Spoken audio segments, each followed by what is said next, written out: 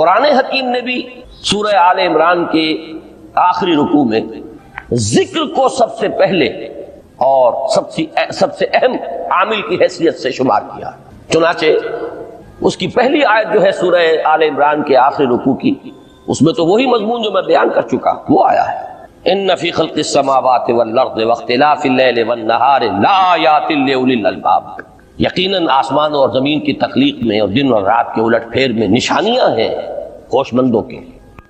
ان کے ذریعے سے انسانی شعور کے اندر وہ معرفت رب اجاگر ہوگی. وہ پہلا مرحلہ اس نے طے کر لیا، وہ ڈورمنٹ معرفت اب ایکٹیویٹ ہو گئی. اب مزید فکر کا مرحلہ ہے جو اگلی آیت میں آیا ہے، الذین یذکرون اللہ قیاما وقعودا وعلی جنوبہم ویتفکرون فی خلق السماوات والارض ربنا ما خلقت ھذا باطلا سبحانک فقنا عذاب النار. یعنی تفکر جو ہے ویتفکرون فی خلق السماوات والارض، وہ تفکر کرتے ہیں، غور و فکر کرتے ہیں آسمان اور زمین کی تخلیق میں، لیکن اس تفکر کے ساتھ لازماً ذکر اور ذکر مدام، ذکر بھی وہ کہ جو مستقل ہو، ہر حالت میں ہو. الذین یذکرون اللہ قیاما وقعودا وعلی جنوبہم، وہ لوگ کہ جو اللہ کو یاد رکھتے ہیں، اللہ کا ذکر کرتے ہیں کھڑے ہوئے بھی، بیٹھے ہوئے بھی، اور اپنے پہلوؤں کے بل یعنی لیٹے ہوئے بھی. اب ان تین کے سوا تو کوئی پوزیشن انسان کی نہیں ہے، اسی کا نام ہے دوام ذکر. اور اس کے ساتھ اگر وہ تفکر کرتے ہیں تو ان کا فکر اگلی منزل تک پہنچتا ہے.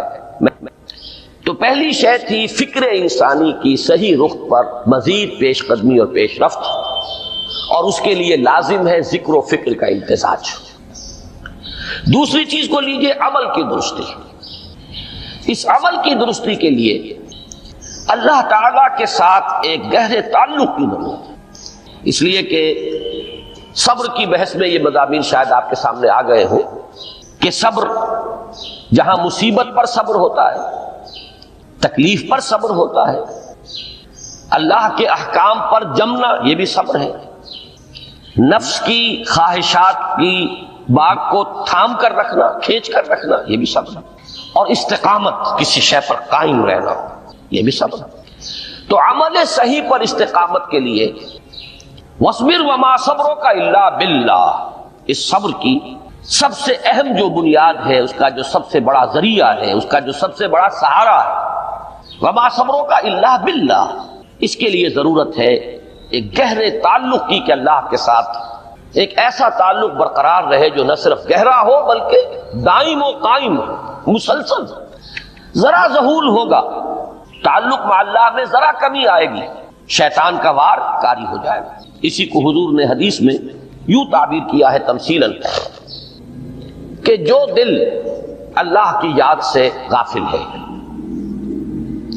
اس پر، فارسی کا وہ مقولہ بھی ہے کہ خانہ خالی را دیو میں گیرت، گھر خالی رہے تو جنات اس پر دیو جو ہے آ کر قبضہ جما لیتے ہیں. تو خانہ قلب جو ہے اگر یاد خدا بندی سے خالی ہو گیا تو شیطان ابلیس لعین اپنی تھوتنی ٹکا دیتا ہے. یہ لفظ آتا ہے سور کے منہ کے لیے تھوتنی، جس طرح اس کا نکلا ہوا سا منہ ہوتا ہے آگے، تو یہ لفظ استعمال کیا گیا کہ وہ اپنی تھوتنی انسان کے دل پر جما کر اور پھوکے مارنی شروع کر دیتا ہے. تو شیطان کو موقع ہی تب ملتا ہے جب انسان کے تعلق مع اللہ کے اندر کمی ہو، وہ خانہ بالکل خالی ہو گیا ہو یا اتنا ضعیف ہو گیا ہو کہ کل عدم ہو جائے، گویا کہ نہیں.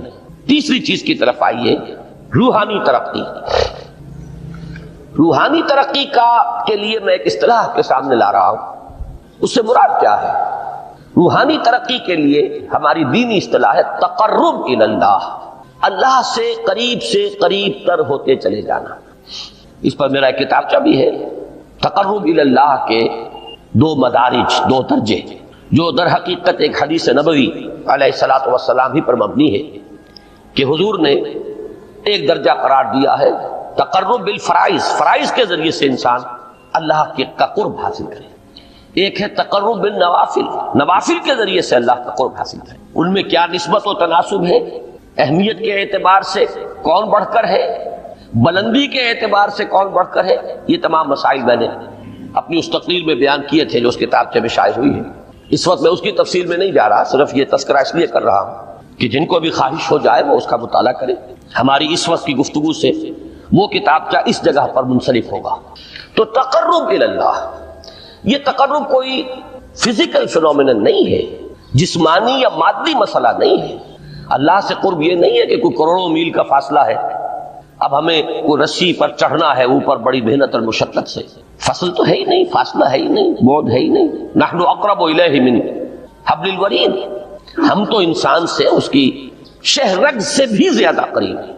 ہوا معکم اینما کنتم، وہ تو تمہارے ساتھ ہی ہوتا ہے جہاں کہیں بھی تم ہو، بس صرف یہ کہ تمہاری توجہ نہیں ہوتی، تم اور چیزوں میں مشغول و مصروف رہتے ہو، تم ہماری طرف دھیان ہی نہیں دیتے، تم ہماری طرف متوجہ ہی نہیں ہوتے۔ ہم تو مائل بے کرم ہے، کوئی سائل ہی نہیں، راہ دکھلائیں کسے رہنو منزل ہی نہیں۔ انسان جب متوجہ ہو جاتا ہے اور بڑھتا ہے، آگے پیش قدمی کرتا ہے روحانی اعتبار سے، تو یہ ہے در حقیقت تقرب اللہ، اور یہی اسی کو ہم کہیں گے روحانی ترقی۔ اب ان تین چیزوں کو اگر آپ نے ذہن میں جما لیا، پھر میری بات کی ترتیب اس کو ذہن میں قائم کیجئے۔ ہم چلے کہاں سے؟ کہ دین کے ساتھ اصل مناسبت فلسفے کی نہیں، حکمت کی۔ نمبر 2، حکمت قرآنی کا پہلا اور اہم ترین اور بنیادی مسئلہ معرفت رب کا حصول ہے۔ اس کا نتیجہ شکر خدا بندی، اس کا ذریعہ آیات آفاقی، آیات انفسی، اور سب سے بڑھ کر آیات قرآنیہ ہیں جو الذکر ہے، جو تذکرہ ہے، جو ذکر ہے۔ لیکن اس پہلے مرحلے کو اگر کوئی انسان بفضل ہی تعالی، اللہ کے فضل و کرم سے طے کر لے، اب اس کے سامنے تین مسئلے ہیں۔ فکر کی مزید پیش رفت، مزید پیش قدمی صحیح رخ پر، اس کے لیے ذکر اور فکر دونوں کا امتزاج لازمی ہے۔ فقر قرآن اختلاط ذکر و فکر، الذین یذکرون اللہ قیاما وقعودا وعلی جنوبہم ویتفکرون فی خلق السماوات والارض۔ دوسری شے عمل کا درست رہنا، نہ افراط و تفریط ہو، عدم توازن ہو، نہ انسان نفس سے مغلوب ہو جائے، نہ انسان جذبات کی رو میں اندھا ہو جائے، نہ انسان ماحول سے مرعوب ہو کر متاثر ہو جائے، صحیح رخ پر اس کا عمل۔ نمبر 3، روحانی ترقی، جو اصل حاصل ہے، جو اصل مقصود ہے۔ نمبر 2 چیز کے لیے تعلق مع اللہ ضروری، نمبر 3 کے لیے تقرب اللہ۔ اب غور کیجئے، ان تینوں چیزوں کا بڑا گہرا تعلق ہے نماز کے ساتھ، ان تینوں کے لیے ستون کی حیثیت نماز کو ہے۔ لہذا ایمان کے بعد یا معرفت رب کے بعد حکمت دین کا اہم ترین مسئلہ نماز، صلاۃ، اس لیے کہ ایک طرف یہ انسان کو اللہ کے ساتھ ایک گہرے تعلق کا ذریعہ فراہم کرتی ہے۔ اپنے تمام مصروفیات میں سے، ان مشغولیتوں میں جن میں گم ہونے کا خدشہ ہوتا ہے، نکلو۔ 24 گھنٹے کے معمولات میں سے کم 5 مرتبہ تو لازماً نکلو، اور اپنے آپ کو ذرا، اپنے حواس کو بھی، اپنی باطنی کیفیات کو بھی ذرا تازہ کرو۔ اگر کوئی گندگی، نجاست، کسی طرح کی ناپاکی کا کوئی معاملہ ہے، طہارت حاصل کرو۔ طہارت سے تمہارے اندر روح کو بھی بالیدگی ہوگی، تمہارے حواس بھی تازہ ہوں گے، تم گویا کہ بحیثیت کل تمہاری ہستی چاق و چوبند ہو جائے گی۔ وہ کسل، وہ سستیاں، وہ جو ایک کثافتیں ہوتی ہیں، ان سب سے نجات حاصل کرو، اور آپ اپنے رب کے حضور میں کھڑے ہو جاؤ، اس کے ساتھ اپنا عہد بھی تازہ کرو، اس کی اہم صفات کو بھی اپنے ذہن میں پھر مستحضر کرو۔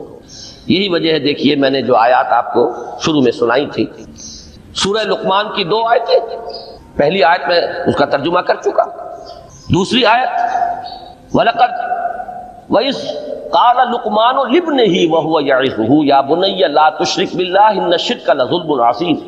اس کے بعد درمیان میں کچھ مضمون آ کر پھر وہ آیہ مبارکہ آئی، یا بنی اقم الصلاۃ وامر بالمعروف وانہ عن المنکر واصبر علی ما اصابک۔ گویا کہ اہم ترین چیز، بنیادی ترین چیز، اللہ کو محض پہچان لینا کافی نہیں ہے، یاد رکھنا ضروری ہے۔ اللہ یاد رہے گا تو فکر صحیح آگے بڑھے گا، اللہ یاد رہے گا اور اس کے ساتھ ایک گہرا تعلق جو ہے برقرار رہے گا تو عمل درست رہے گا۔ بالکل یہی بات سورہ طٰہٰ میں جو پہلی وحی حضرت موسیٰ علیہ السلام پر ہوئی، اور پہلا مخاطبہ ہے، چونکہ حضرت موسیٰ کو یہ انبیاء کرام کے مقدس گروہ میں ایک امتیازی حیثیت حاصل ہے کہ ان سے براہ راست گفتگو ہوئی ہے، اگرچہ صرف ایک پردہ تھا، اوٹ من ورائے حجاب گفتگو ہوئی ہے، لیکن یہ کہ کوئی فرشتے کا درمیانی جو ہے وہ لنک نہیں تھا، براہ راست اللہ تعالیٰ نے حضرت موسیٰ علیہ السلام سے کلام فرمایا، کلم اللہ موسیٰ تکلیما، موسیٰ سے تو اللہ نے کلام فرمایا جیسے کہ کلام کیا جاتا ہے۔ تو پہلا مخاطبہ ہے، یہ پہلا مکالمہ ہے، پہلی وحی کہیے، اسی میں یہ الفاظ بھی موجود ہیں، اننی انا اللہ لا الہ الا انا فاعبدنی واقم الصلاۃ لذکری۔ یہ گویا کہ حکمت قرآنی کا ایک بہت بڑا خزانہ ہے یہ آیت مبارکہ، کہ خود حضرت موسیٰ علیہ السلام کو جو ہدایت دی جا رہی ہے، میں ہوں، میں اللہ، اننی انا اللہ لا الہ الا انا، میرے سوا کوئی معبود نہیں، فاعبدنی، بس میری بندگی، میری عبادت، میری پرستش، میری محبت، اس کو اختیار کرو۔ وَأَقِمِ الصَّلَاةَ لِذِكْرِي، اور نماز کو قائم رکھو میری یاد کے لیے۔ بلکہ اسی سلسلہ کلام میں آگے چل کر سورہ طٰہٰ میں آتا ہے، کافی گفت و شنید کے بعد جب حضرت موسیٰ نے کچھ معذرت بھی کی، کچھ دعائیں بھی کی، اللہ نے ایک دعا قبول بھی کی کہ ان کے بھائی کو بھی شریک کر دیا، حضرت ہارون کو بھی۔ اس کے بعد پھر جب فرمایا کہ اب جاؤ فرعون کی طرف، تو اس میں فرمایا وَلَا تَنِيَا فِي ذِكْرِي، اور دیکھنا یہ جو عظیم مشن تمہارے کندھے پر آ گیا ہے، بڑا بھاری اور کٹھن ایک فرض ہے جو تم پر عائد ہو گیا ہے، اس کے لیے سب سے بڑی تمہارے پاس جو قوت کا ذریعہ ہے وہ نماز ہے۔ عقیم فلا تنیا عن ذکری، میری یاد میں کبھی غفلت نہ کرنا، اس میں کبھی کوئی کمی نہ آنے دینا۔ جیسا کہ میں نے عرض کیا تھا کہ جیسے ہی وہ تعلق جو ہے کمزور پڑتا ہے یا منقطع ہو جائے معاذ اللہ، تو پھر انسان گویا کہ شیطان کے لیے ایک لقمہ تر بن جاتا ہے۔ اب آپ غور کیجئے، تیسری شے تقرب الی اللہ، اس کے حوالے سے بھی جو فرائض اور نوافل کی بات ہے اس کو اس وقت ذہن سے نکال کر یہ سمجھیے کہ اس میں نماز کا کیا مقام ہے، اس لیے کہ نماز فرض بھی ہے، نماز نفل بھی ہے، وہ تو ان دونوں میں شریک ہو جائے گا۔ اب اس کو لفظ صلاۃ کے حوالے سے آپ ان دونوں چیزوں کو سمجھیے۔ صاد لام واو یا یہ چونکہ حروف علت ایک دوسرے سے بدلتے رہتے ہیں، یہ جو مادہ ہے اس کی جو خالص لغوی اصل ہے، جو خالص عربی زبان میں اس کا بنیادی مفہوم ہے، وہ آگ جلانا یا آگ تاپنا یا آگ سینکنا، حرارت حاصل کرنا۔ لہذا بار بار آتا ہے جہنم کے ذکر میں، اسلوہا، اب جلو اس میں، تاپو اس کو، یہ سینکے گی تمہیں۔ بلکہ تفتلون کا لفظ آیا ہے حضرت موسیٰ کے کلام میں، جب وہ گئے تھے کوہ طور پر، جب پہنچ گئے تو تھے آگ کی تلاش میں، لعلکم تفتلون، تو اپنے اہل خانہ سے یہی کہا تھا کہ مجھے کہیں وہ روشنی نظر آ رہی ہے، غالباً کوئی وہاں سے آگ مل سکے گی، ورنہ یہ کہ کوئی رہنمائی کو رستہ مجھے مل سکے گا، میں وہ آگ لے آؤں گا، کوئی چنگاری وہاں سے لے آؤں، لعلکم تفتلون، تاکہ تم، اب یہ اصطلاح در حقیقت باب افتعال ہے، اور یہ تے یہاں پر توئے کی شکل اختیار کر گئی، تا نے توبن کی صورت اختیار کی سواد کی وجہ سے۔ بہرحال اس کا سب سے بنیادی مفہوم جو ہے وہ ہے تاپنا، سکائی حاصل کرنا، حرارت۔ اس کے حوالے سے سمجھ لیجئے کہ سب سے بنیادی تعلق اس کا جو ہے وہ روح کے ساتھ ہے۔ روح میں محبت خداوندی کی آگ اگر ٹھنڈی پڑ گئی ہو، اگر محبت خداوندی کی حرارت میں کمی ہو گئی ہو، تو اس کو اثر نو، جس کو کہ میں آج سوچ رہا تھا تو ایک لفظ ذہن میں آیا کہ جیسے بیٹری اس کو ریچارج کیا جاتا ہے، اسی طریقے سے روح کے اندر محبت خداوندی کی اس حرارت کو اثر نو تازہ کرنا، یہ ہے در حقیقت نماز کا اصل مقصد۔ اس لیے کہ اس لفظ کا بنیادی مفہوم، اصل لغوی مفہوم تو یہ، اگرچہ اس کا سب سے زیادہ کثرت سے جو استعمال ہوتا ہے، اور لفظ صلاۃ جس سے در حقیقت جس تصور پر مبنی ہے وہ ہے اقدام، کسی کی طرف متوجہ ہونا، اور پھر دعا۔ صلاۃ کا سب سے قریبی مفہوم لفظی جب بیان کیا جائے گا، اس سے مراد، اس کے معنی، تو دعا اس میں اہم ترین ہے۔ کسی کی طرف توجہ کرنا، مناجات کرنا، گفتگو کرنا، مخاطبہ، مکالمہ، دعا، یہ در حقیقت صلاۃ کا سب سے بڑا اصطلاحی مفہوم ہے۔ لیکن جو اس کا مادہ ہے، صاد لام واو یا صاد لام یا، اس کا اصل مفہوم جو ہے وہ تاپنا، حرارت حاصل کرنا۔ تو ان دونوں کے حوالے سے عرض کر رہا ہوں، وہ تاپنا اور حرارت حاصل کرنا وہ ہے روح کے اعتبار سے۔ وہ جو کہا اقبال نے کہ مجھے عشق کی آگ اندھیر ہے، مسلمان نہیں راہ کا ڈھیر ہے، یہ عشق کی آگ جب بجھ جاتی ہے، در حقیقت یہی تو انسان کی روحانی موت ہے۔ جب یہ نہ رہے تو چاہے منطق میں بہت انسان ماہر ہو، مجھے اقبال کا ایک شعر یاد آیا ہے تقابل کرتے ہوئے، ایک انسان محکوم اور ایک انسان حر، آزاد انسان، ان کی نفسیات میں جو بنیادی فرق علامہ اقبال نے مختلف مواقع پر بیان کیے ہیں۔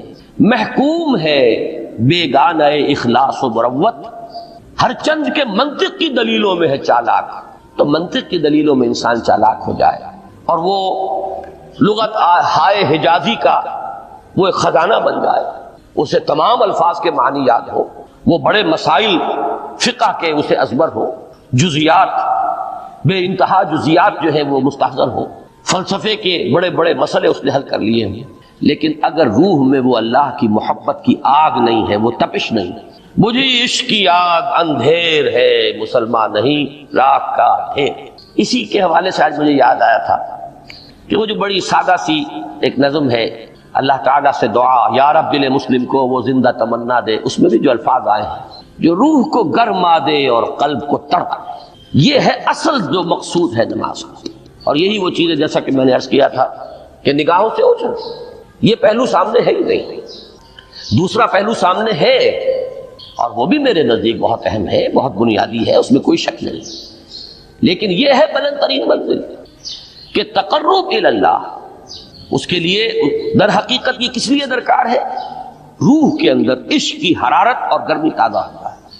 بسا اوقات یہ اندر دب جاتی ہے، جیسے انگارہ ہوتا ہے آگ کا، اس کے اوپر خاک اور راکھ آ جاتی ہے، اندر کچھ ہوتی ہے، آگ دبی ہوئی سمجھ، آگ بجھی ہوئی نہ جان، اس دبی ہوئی آگ کو پھر ایک شعلہ بنانا، پھر اس کے اندر ایک حیات تازہ پیدا کرنا، یہ ہے نماز کا اہم ترین اور بلند ترین مقصد۔ لیکن اس کے ساتھ ہی اس نماز میں ذکر ہونا، اس کا یہ ذکر ہے، اور ذکر کی جب میں فہرست بیان کیا کرتا ہوں بہت سے حضرات کے سامنے ہوگا کہ ذکر کا در حقیقت مفہوم ہے استحضار اللہ فی القلب۔ ہمارے ہاں غلطی سے جو ذرائع ذکر ہے انہیں ذکر قرار دے دیا گیا ہے، نماز ذکر نہیں ہے، نماز ذکر کا ذریعہ ہے۔ اقیم الصلاۃ لذکری، نماز قائم کرو میرے ذکر کے لیے، یہ اللہ اللہ کہنا یا ادعیہ معصورہ جو حضور صلی اللہ علیہ وسلم کی مسنون دعائیں ہیں، انہیں اپنے تمام معمولات دنیاوی کے ساتھ ساتھ ان دعاؤں کو بھی انسان پڑھتا رہے، اللہ سے دعا کرتا رہے، یہ تمام ذرائع ذکر ہیں۔ سبحان اللہ الحمدللہ الحمدللہ، اس کا آپ ورد کیجئے، یہ بھی ذریعہ ذکر ہے۔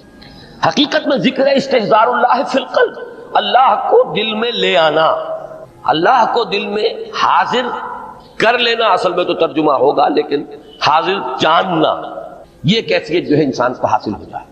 اب اس کے حوالے سے ذرا بات سمجھیے کہ ایک تو میں عرض کر چکا ہوں مجسم ذکر تو قرآن ہے، لہذا ذکر کی فہرست جب آپ کریں گے ذرائع ذکر تو ان میں سب سے پہلے قرآن آئے گا، اس لیے کہ وہ ہماری حکمت کے پہلے مسئلے کو حل کر رہا ہے، بنیادی مسئلہ، اہم ترین مسئلہ۔ دوسرے نمبر پر ذکر جو ہے، اب اس کے لیے کچھ اصطلاحات جو میرے مختلف دروس میں شاید آپ کے سامنے بعد میں آئیں یا پہلی آ چکی ہوں، ان کے حوالے سے میری بات سمجھیے۔ ایک ذکر غیابی ہے، تھرڈ پرسن میں، صیغہ غائب میں اللہ کی یاد کرنا، اللہ اکبر اللہ اکبر اللہ اکبر۔ اب یہ اللہ اکبر جو ہے یہ جملہ اسمیہ خبریہ ہے، ایک حقیقت کی تکرار آپ کر رہے ہیں، اللہ سب سے بڑا ہے، اللہ سب سے بڑا ہے، سبحان اللہ سبحان اللہ سبحان اللہ۔ یہ در حقیقت ذکر غیابی ہے کہ آپ اس میں مخاطب نہیں ہے اللہ سے، ایک ذکر خطابی کہیں یا ذکر حضوری کہیں، جس میں مکالمہ ہوتا ہے، جس میں گفتگو ہوتی ہے۔ تو نماز در حقیقت ذکر حضوری اور ذکر خطابی کی بلند ترین شکل ہے۔ اس لیے میں نے عرض کیا تھا کہ نماز کے لفظ یا صلاۃ کے لفظ، یہ اصطلاحی معنی جو اکثر و بیشتر کیے جاتے ہیں وہ ہے دعا، اور دعا میں ہوتا کیا ہے؟ مکالمہ ہے، مخاطب، اے اللہ، اے میرے رب، اے پروردگار۔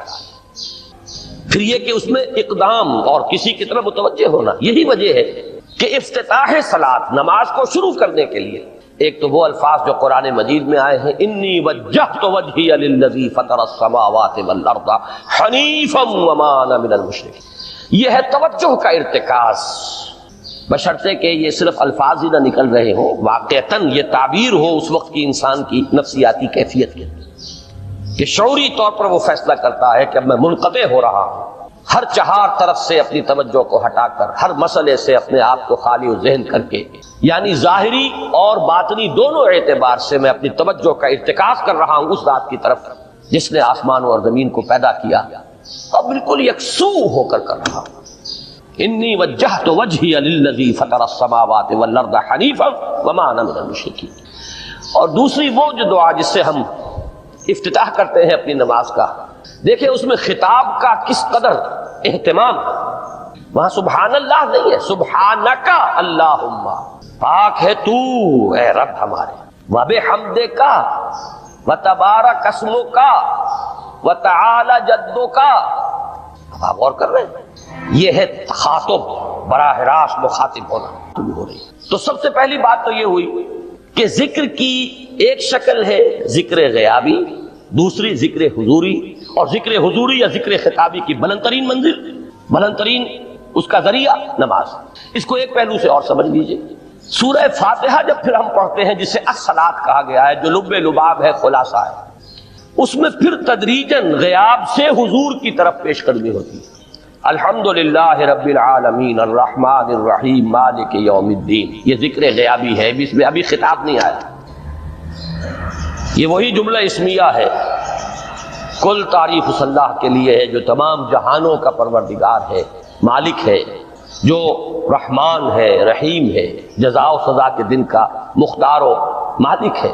اب یہ غیاب سے حضور کی طرف، ایاک نعبد و ایاک نستعین اہدنا الصراط المستقیم، یہ ہے وہ۔ اب پہلے ایک معاہدہ ہے، ایک اقرار ہے، اعتراف ہے، وعدہ ہے، اور پھر دعا ہے، استدعا ہے کہ حضور نے فرمایا، یقول اللہ تعالی، اللہ یہ فرماتا ہے، اسی لیے اس کو حدیث قدسی کہیں گے، قسمت الصلاۃ بینی و بین عبدی نصفین، میں نے نماز کو اپنے اور اپنے بندے کے مابین آدھا آدھا تقسیم کر دیا ہے۔ اب یہاں تک تو جملہ ہے اللہ کا، یہ ہے حدیث قدسی۔ اب آگے جو ہے نریشن اس کی جو ہے حضور صلی اللہ علیہ وسلم کی جانب سے ہے، یعنی خبر دے رہے ہیں وہ اللہ کی طرف سے ہی۔ ویسے تو تمام احادیث ہی گویا کہ ہم سمجھتے ہیں انسپائرڈ تو اللہ کی طرف سے ہی، لیکن یہ کہ جہاں صراحت ہو کہ اللہ کہتا ہے وہ حدیث قدسی ہے۔ تو یقول اللہ تعالی قسمت الصلاۃ بینی و بین عبدی نصفین، یہاں تک تو حدیث قدسی۔ اب دوسری عام حدیث ہے، اذا قال العبد الحمد للہ رب العالمین یقول اللہ تعالی حمدنی عبدی، جب بندہ کہتا ہے الحمدللہ رب العالمین، پروردگار کہتا ہے میرے بندے نے میری حمد کی۔ جب بندہ کہتا ہے الرحمن الرحیم، پروردگار فرماتا ہے ثنا علی عبدی، میرے بندے نے میری ثنا کی، بڑی تعریف کی۔ جب بندہ کہتا ہے مالک یوم الدین، اللہ فرماتا ہے مجدنی عبدی، میرے بندے نے میری بڑی بزرگی بیان کی ہے، تمجید کی ہے۔ پھر جب بندہ کہتا ہے ایاک نعبد و ایاک نستعین، اللہ فرماتا ہے ھذا ما بینی و بین عبدی ولعبدی ما سأل، یہ ہے میرے اور میرے بندے کے درمیان۔ یہ تو معاہدہ ہے نا، معاہدے میں تو دو فریق جکڑے جاتے ہیں، بند جاتے ہیں، یہ میرے اور میرے بندے کے درمیان ہے، اور میرے بندے نے جو طلب کیا میں نے دیا، اس لیے کہ اس میں طلب بھی تو ہے، ایاک نستعین، تیری مدد چاہتے ہیں، یہ طلب ہے، اسی کی شرح ہے جو اب آخری تین آیتیں ہیں، پروردگار ہم تیری مدد چاہتے ہیں، پروردگار ہم تیری ہی بندگی کرتے ہیں اور کریں گے، اور تیری ہی مدد چاہتے ہیں، چاہیں گے۔ اگر حال میں اس کا ترجمہ کریں گے زمانہ حال کے اعتبار سے، اس لیے کہ فعل مضارع میں تو دونوں موجود ہیں، شامل ہیں، تو یہ ایک اعتراف ہے، اظہار حال ہے۔ اللہ کرے کہ وہ واقعتاً صحیح اظہار حال ہو، ہم واقعی اللہ کی بندگی کرتے ہوئے یہ کہیں کہ ایاک نعبد، ورنہ اگر ہماری اصل صورتحال سے وہ مطابقت نہ رکھتا ہو تو پھر تو ایک طرح کا جھوٹ ہو جائے گا، غلط بیانی ہو جائے گی۔ ایاک نعبد، تیری ہی بندگی کرتے ہیں، اور مستقبل میں کیجئے، کریں گے، یہ ہے عہد، تیری ہی مدد چاہتے ہیں، تجھی سے مدد طلب کرتے ہیں، تجھی سے مدد چاہتے رہیں گے، اس کے لیے فرمایا وَلِعَبْدِ مَا سَأَلَ۔ اور پھر اس کے بعد وہ استدعا ہے، اہدنا الصراط المستقیم صراط الذین انعمت علیہم غیر المغضوب علیہم ولا الضالین۔ اس حدیث میں اس کو ایک ہی جملے کو لیا گیا ہے، ایک ہی جملے کی حیثیت سے۔ جب بندہ یہ کہتا ہے تو اللہ فرماتا ہے ھذا لعبدی ولعبدی ما سأل، یہ خالص میرے بندے کے لیے ہے، اس بندے نے ایک درخواست پیش کی ہے اور میں نے گرانٹ کی، وہ اپلیکیشن، وہ ریکویسٹ گرانٹڈ ہم نے دے دی، ولعبدی ما سأل، یہ ہے اس کی تاثیر کا عالم، بشرطے کے معاملہ وہ شعور کے ساتھ، بشرطے کے مطابقت ہو ظاہر اور باطن کی، بشرطے کے مطابقت ہو قول اور فعل کی۔ تو اس کا اتنا اونچا مقام ہے کہ ایک ایک جملہ ادھر ادا ہوا، ادھر اللہ کی طرف سے ریسپانس مل رہی ہے۔ افلاک سے آتا ہے نالوں کا جواب آخر، اٹھتے ہیں حجاب آخر، کرتے ہیں خطاب آخر۔